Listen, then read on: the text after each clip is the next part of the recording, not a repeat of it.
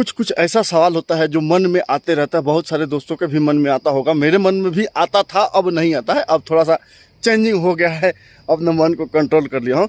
सवाल ऐसा है कि कोई कोई दोस्त को ये लगता है कि अगर मैं छुट्टी जाऊँ और छुट्टी से आऊँ ही ना तो क्या हो सकता है, या छुट्टी मैं 1 महीने के लिए जाता हूँ लेकिन 3-4 महीने पर आऊँ तो क्या हो सकता है। तो मैं इसी विषय में बात करूंगा। नमस्कार दोस्तों, मैं रंजन कुमार, आप लोगों को इस वीडियो में एक बार फिर से स्वागत करता हूँ। आज का टॉपिक यही है कि अगर छुट्टी गए, ओएसएल हो गए, ओएसएल मतलब छुट्टी गए और बहुत दिन तक नहीं आए तो क्या होता है, या छुट्टी गए आए ही नहीं तो क्या हो सकता है। इस तरह से बहुत सारे दोस्त अभी एसएससी जीडी की तैयारी करते हैं, वो यही सोचते हैं कि हमारी नौकरी किसी तरह लग जाए, मतलब एसएसबी, बीएसएफ, सीआईएसएफ, आईटीबीपी किसी में लग जाए, उसके बाद मैं तैयारी जारी रखूंगा और आगे चल के अगर दूसरे जगह हो जाता है तो मैं आ जाऊंगा। लेकिन जैसे जैसे उनका मैच्योरिटी बढ़ता है, उनको पता चलता है कि नहीं, जितना कठिन नौकरी लेने में है उससे ज़्यादा कठिन होता है नौकरी छोड़ने में। तो उनके मन में यही होता है कि हम जाएंगे, बोलेंगे कि हमको छुट्टी जाना, छुट्टी आएंगे और जाएंगे ही नहीं। तो एक दोस्त ने हमको यही कमेंट किया है कि सीआरपीएफ कांस्टेबल में है और मेरे को छुट्टी जाकर आना ही नहीं है तो क्या हो सकता है, क्या डिसमिस फ्रॉम सर्विस हो जाएगा या आगे की प्रक्रिया दूसरा हो सकता है। तो मैं तो सजेशन यही दूंगा कि सबसे पहले तरह का ख्याल आपके अंदर आ रहा है तो इसको निकाल दीजिए। देखिए, आगे की पढ़ाई जारी रखने के लिए, आगे किसी भी प्रकार के एग्जाम देने के लिए आपको छुट्टी मिल जाता है। जब छुट्टी मिल जाता है तो इस तरह का काम नहीं करना है, फर्स्ट बात। चलिए मान लीजिए किसी कारण से आपको छुट्टी नहीं मिला, आपको गुस्सा आया, नौकरी छोड़ दिए, या ऐसा भी होता है कि हम ट्रेनिंग सेंटर में है, ट्रेनिंग सेंटर में ना छुट्टी देता है ना बाहर आने के लिए मिलता है, तो क्या हम भाग के आ सकते हैं क्या? उसके लिए क्या प्रोसीजर है? उसमें कुछ कुछ कंडीशन ऐसा है कि आपका नौकरी जा सकता है, कुछ कुछ कंडीशन में आपका नौकरी नहीं जा। लीजिए कि छुट्टी गए और छुट्टी 1 महीने के गए थे और छुट्टी 3 महीने के बाद, 4 महीने के बाद आ रहे हैं, तो क्या प्रोसीजर है इसका? देखिए, सबसे पहले जब आप छुट्टी जाएंगे 1 महीने, जैसे मान लीजिए 15 तारीख से छुट्टी गए, अगले 15 तारीख तक आपका छुट्टी खत्म है। अगर 15 तारीख को नहीं है, 15 से 16, 17, 18 हो गए, तो सबसे पहले तो आपको कॉल जाएगा कि आपका छुट्टी इतने तारीख को खत्म हो रहा था, आप नहीं आए अभी तक, क्या कारण है? तो आपको कॉल पर ही रीजन बताना पड़ेगा। इसके अलावा मान लीजिए कि आपका 15 तारीख को छुट्टी खत्म हो रहा था, आप 16-17 तारीख तक नहीं आए, तो आने वाला पेमेंट जो 15 तारीख, ये महीना जो रनिंग महीना रहेगा, उसका पेमेंट आपका बंद हो जाएगा। भले आप 20 तारीख को, 15 तारीख का छुट्टी खत्म हो रहा था, आप 20 तारीख को आ जाइए, लेकिन जो रनिंग मंथ रहता है उस मंथ का पेमेंट आपका बंद हो जाएगा। और आप जब आइएगा, आने के बाद आप उसका रीज़न दीजिएगा कि किस कारण से छुट्टी में रुक गए थे, जाके आप नहीं आए थे समय पर, तो आपका फिर से चालू हो जाएगा। लेकिन अगला महीना में ऐसा नहीं है कि इस महीने का पेमेंट ही नहीं मिलेगा, इस महीना का भी पेमेंट आपको जोड़ के अगला महीना में मिल जाएगा, लेकिन पेमेंट तत्काल प्रभाव से बंद हो जाता है ताकि आप रीज़न दे सके। सेटिस्फाइंग रीज़न नहीं दिए तो इसके लिए कुछ ना कुछ पनिशमेंट भी मिल सकता है। जैसे पनिशमेंट के लिए अब पनिशमेंट अब यही है, पेमेंट ही काट देगा, वो भी एक प्रकार की पनिशमेंट है। जितना दिन मतलब आप लेट किए रहेंगे उतना दिन का पेमेंट आपका कट जाएगा, ये एक प्रकार से पनिशमेंट ही है। तो इस तरह का पनिशमेंट और भी पनिशमेंट, बहुत प्रकार का पनिशमेंट होता है। जब आप नौकरी लग जाएगा, नौकरी में आइएगा, तब आपको पता चलेगा क्या क्या पनिशमेंट मिलता है।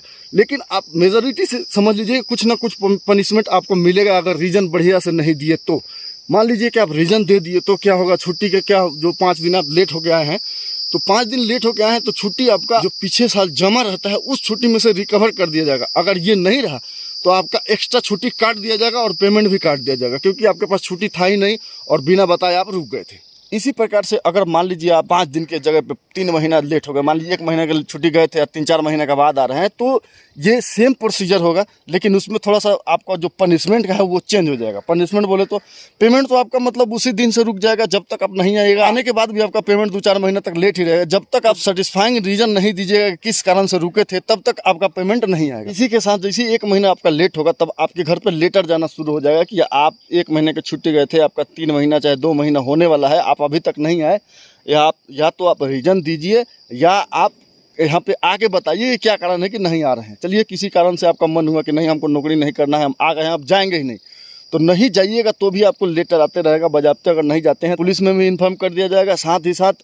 वहाँ से जिस यूनिट के आप रहेंगे उस यूनिट से 1 आदमी या 2 आदमी या 4 आदमी आपके यहाँ पे भेजा जाएगा और वहाँ पे आपसे मतलब क्या इंटरोगेशन किया जाएगा कि किस कारण से आप नहीं जाना चाहते हैं, कोई कारण बताइए, नहीं तो लिख के दीजिए कि आप क्यों नहीं जाना चाहते हैं। मतलब मिला जुला के वही रीजन आपको देना पड़ेगा। जो दोस्त हमसे पूछ रहे थे कि सर मान लीजिए कि हम जाएं ही नहीं तो क्या हमको डिसमिस फ्रॉम सर्विस कर देगा, उसके बाद भी पैसा देना पड़ेगा क्या? देखिए, सबसे पहले मैं बता दूं, अगर आपका नौकरी लगा हुआ है तो कुछ ना कुछ छुट्टी आपका जमा होता है। मान लीजिए कि मेरा भर्ती 2020 में हुआ था और 2023-24 चल रहा है, तो इसके बीच में हमारा कुछ ना कुछ छुट्टी जमा रहता है। अगर 20 में मेरा छुट्टी जमा हुआ होगा 30 दिन छुट्टी जमा हुआ रहेगा, जो छुट्टी जमा हो उसमें से रिकवरी कर लिया जाएगा, आपको कुछ फायदा नहीं मिलेगा। मेडिकल लीव हमको पता ही नहीं चलता है, मेडिकल लीव हर साल 20 दिन छुट्टी जमा होता है। मैं इसके रिगार्डिंग एक वीडियो बना दिया हूँ, उस वीडियो को मैं डिस्क्रिप्शन बॉक्स में डाल दूंगा या यहाँ पे आई बटन में आपको वीडियो मिल जाएगा, वो देख लीजिएगा। छुट्टी जमा होता है उसके फायदा और नुकसान के बारे में बता। अगर हम छुट्टी जाए या नहीं आए तो क्या एक डायरेक्ट डिसमिस फ्रॉम सर्विस हो सकता है आदमी? देखिए हो सकता है, आप 1 महीने की छुट्टी गए 1 साल नहीं आए तो डिसमिस फ्रॉम सर्विस हो जाएगा, लेकिन उसमें भी कंडीशन है कि आपको किसी न किसी तरह बुलाया जाएगा कि आप आइए, आपका यहाँ पे क्लियरेंस कर दिया जाएगा। जैसे जाइएगा आपका रिकवरी शुरू कर दिया जाएगा और रिकवरी करने के बाद डिस्चार्ज सर्टिफिकेट मिलेगा कि हाँ आप ये नौकरी अब नहीं कर सकते हैं, आप जा सकते हैं। अब बात कर लेते हैं कोई रीजनेबल, मान लीजिए कि अब घर छुट्टी गए, मेजर एक्सीडेंट हो गया, जैसे हमको छुट्टी मतलब कम से कम 2-3 महीना लगेगा, हम 2-3 महीने के बाद ही आएंगे, तो उसके लिए क्या प्रोसीजर? तो सबसे पहले आप जैसे आप छुट्टी जाते हैं, मान लीजिए कि छुट्टी गए और 15 तारीख से 15 तारीख तक छुट्टी था आपका, 15 तारीख को छुट्टी खत्म होने वाला है, उसके पहले ही एक लेटर आप अपने यूनिट में भेज दीजिए। वो लेटर आप बाई पोस्ट भी भेज सकते हैं या बाई ईमेल भी भेज सकते हैं। कंट्रोल रूम का नंबर लीजिए, उसको व्हाट्सअप कर दीजिए या ईमेल कर दीजिए, उसके बाद आप सबमिट करा दीजिए। इस तरह करने से आपका पेमेंट भी बंद नहीं होता है, पेमेंट भी आते रहता है। लेकिन अगर सोचिएगा कि नहीं हम गए या भुलाइए गए कि हम अपने यूनिट में हम थे, नौकरी करते थे, आ रहे हैं 4-5 महीने के बाद, तो सबसे पहले आते आते आपको पनिशमेंट मिलेगा, दबा के पनिशमेंट मिलेगा। देखिए थोड़ा सा पनिशमेंट के बारे में एक और बात बता दूं कि मान लीजिए कि कभी कभी होता है कि सर्विस बैक कर दिया जाता है। चलिए मान लीजिए कि आपने 4 तारीख को ज्वाइन किया था, 4 तारीख के 100 लड़का ज्वाइन किया था, आपका नंबर था 4 या 5 नंबर पर आप ज्वाइन किए थे। 4 तारीख को टोटल 100 लड़का ज्वाइन किया था, आपको 4 या 5 नंबर पर आप ज्वाइन किए थे।